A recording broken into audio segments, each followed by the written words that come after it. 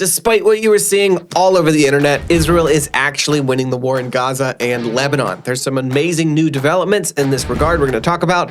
And also, Israel finally announces their plan for a post-war Gaza. I'm Ben, and this is the Israel Guys.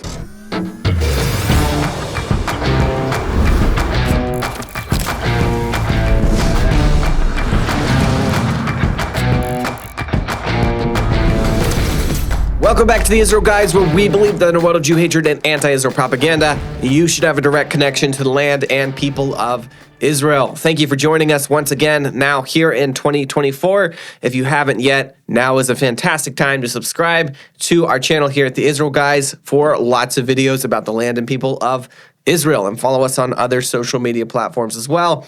If you are on those platforms already, we love connecting with you everywhere that you'd like to join us.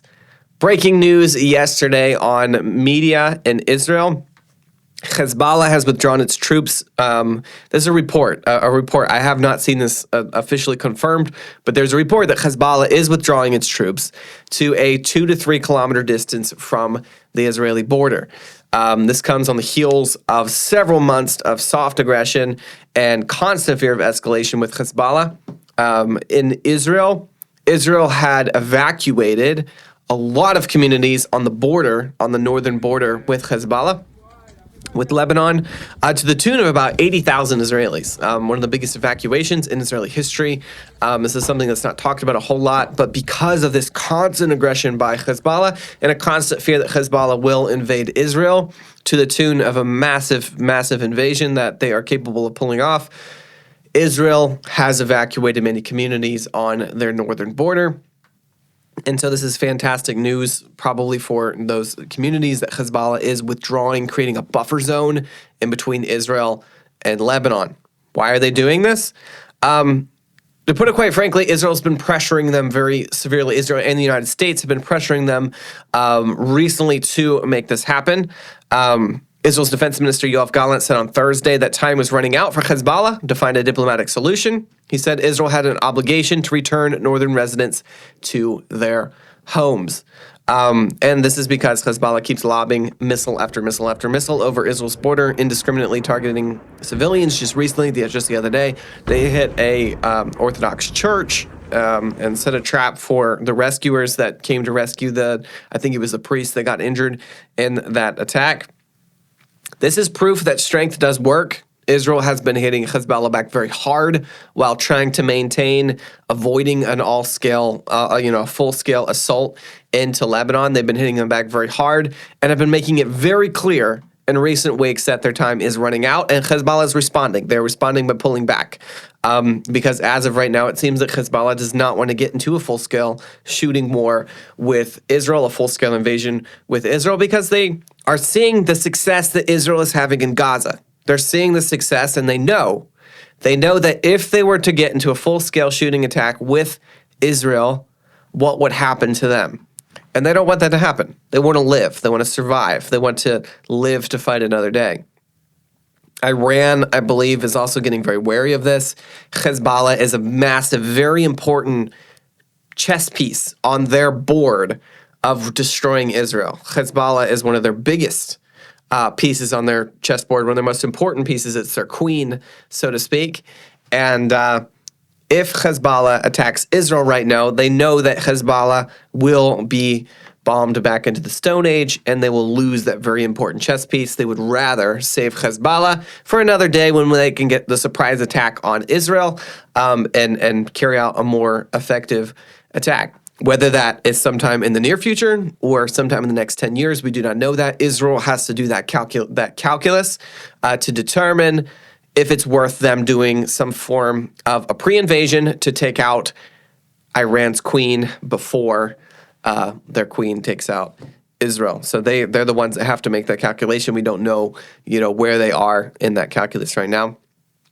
But Hezbollah is very concerned at the show of strength with Israel. Why they're pulling back? Because Israel is seeing massive success in Gaza, despite what we're seeing all over the internet.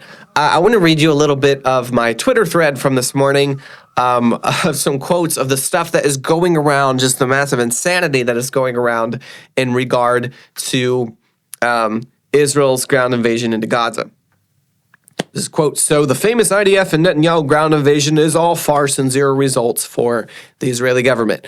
I want to preface this by, there was a news report that Israel is sending reserves home from Gaza, reserve soldiers home from Gaza. I'm going to explain that in just a second, but that's kind of quasi the context of where these quotes come from. Another quote, low-intensity war is equal to one of the worst bombing campaigns in history. B, IDF ground invasion is a farce. I have no way of knowing, but U.S. pressure feels like a saving face militarily for Israel, diplomatically for the U.S. before anything else. Another quote, I have good news. The hundreds of billions of U.S. taxpayer-funded IDF has lost the ground invasion to the people with homemade weapons living off bread and water. It turns out sending untrained, brainwashed 18-year-olds to fight a resistance to apartheid was a bad idea. Israel withdrawing their IDF reserves from Gaza confirms Netanyahu's military miscalculation. They significantly underestimated Hamas. Another quote, you cannot convince me Israel is winning the war. 86 days of bombing Gaza, ground invasion from the Invincible Army, and Hamas was able to launch missiles at Tel Aviv. IDF is losing the ground invasion. There's no evidence that Hamas is forcing civilians to do anything. Also, Israel is bombing hospitals and refugee camps as well as agreed upon safe spots. None of this is true. Almost none of it is true to a word, and we're going to get into exactly why in just one second. But first, with Israel still in the midst of a very intense war, we believe that now is the time for Christians from around the world to stand with Israel and provide support during this time of crisis.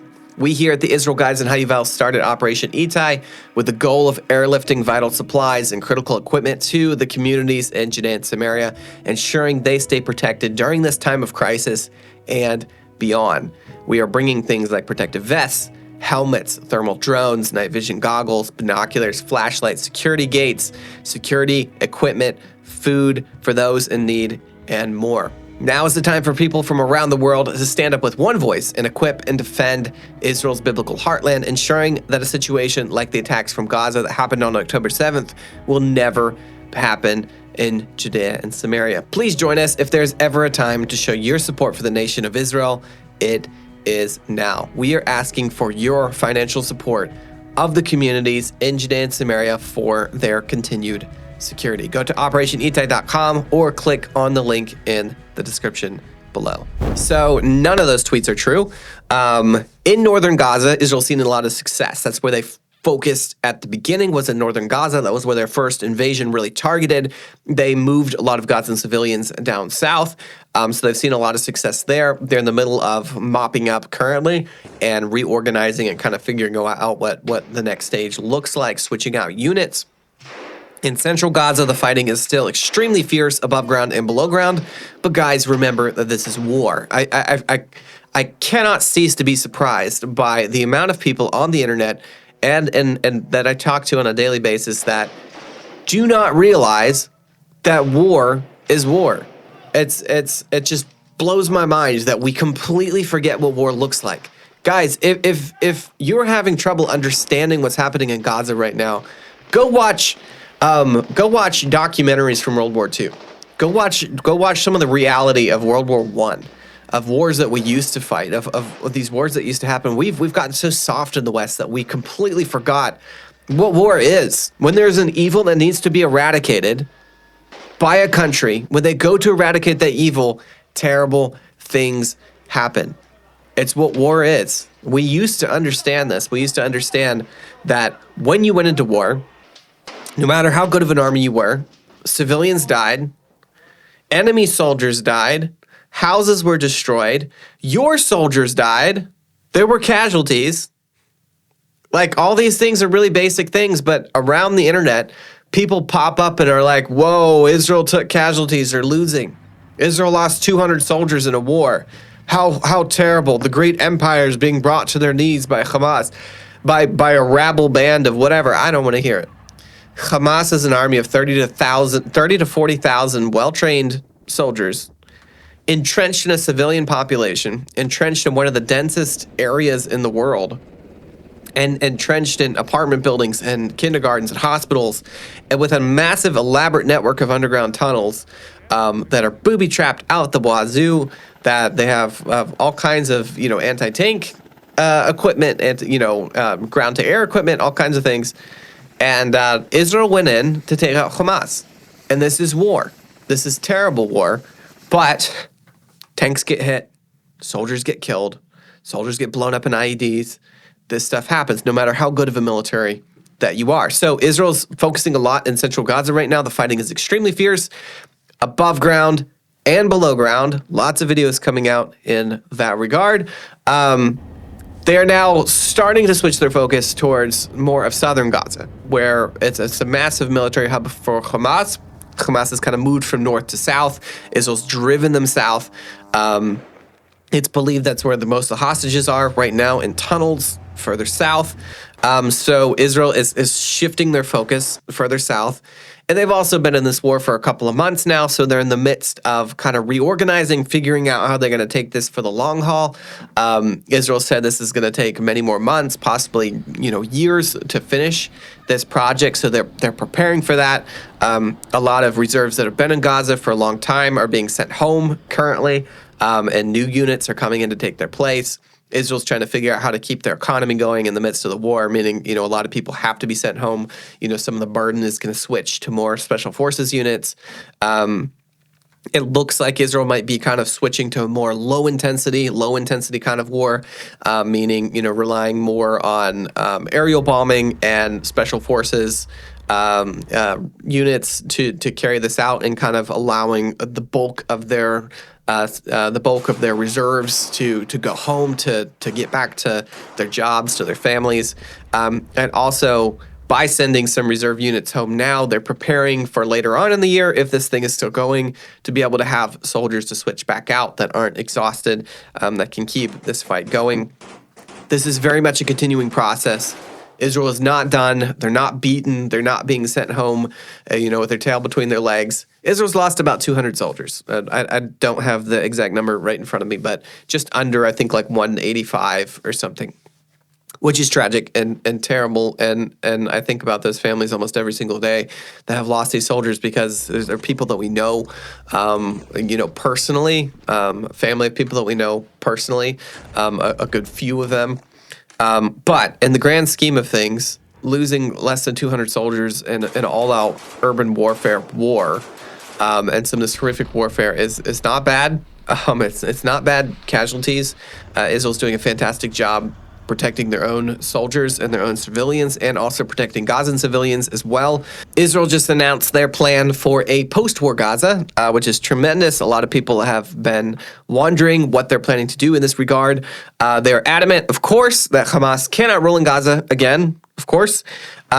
They also are saying they would like to minimize the role that the PA plays in Hamas's rebuilding, which is amazing. The PA cannot play a role in the rebuilding of Gaza. I know a lot of people see the PA as being like the moderate civilian government of Judea and Samaria or the West Bank, but they are not. The PA are a more politically correct version in English of Hamas. Not even in Arabic. In Arabic, they're very clear about their goal to destroy the state of Israel. They're very clear. Mahmoud Abbas denies the Holocaust. They pay the salaries of terrorists who kill Jews. A lot of people don't know that, but they pay the salaries of terrorists that kill Jews. They celebrated the October 7th massacre. The list goes on and on and on. So the PA are not fit to rule Gaza in the least bit, and Israel's recognizing that fact. Of course, United States still does not recognize that fact. Guys, put pressure on your senators and congressmen. We cannot have the PA ruling Gaza after Israel wins the war. This is something the U.S. needs to get on board with. But for some reason, the United States still sees them as some sort of ally that the United States can work with, or a government that we can negotiate with. It seems like for right now, Israel's saying that they're planning to prop up local existing Palestinian clans inside of Gaza, local civilian leadership that are not radicalized, and they would prop them up as a government. And while they're getting on their feet, Israel would maintain security control for probably a couple of years until they feel confident that they cannot be taken over by Hamas or the PA again. And they're hoping to pull together an international coalition to make this happen. Honestly, this is probably the only kind of workable plan that could be supported by the international community to move forward. It's unlikely to me that this is really going to work. More than likely, this is probably going to see Israel maintaining security control for much longer. And it's probably going to kind of end up like Area A inside of Israel, where the Palestinian Authority has control over those, has governmental control, but Israel maintains security control where they can go in at any given time and demilitarize anything that's getting out of hand, arrest terrorists inside of Area A. More than likely, that's probably what's going to happen. I can't imagine that Israel's going to be able to create a stable enough local government that is not radical inside of Gaza and feel comfortable withdrawing. I don't see that happening. I could be wrong.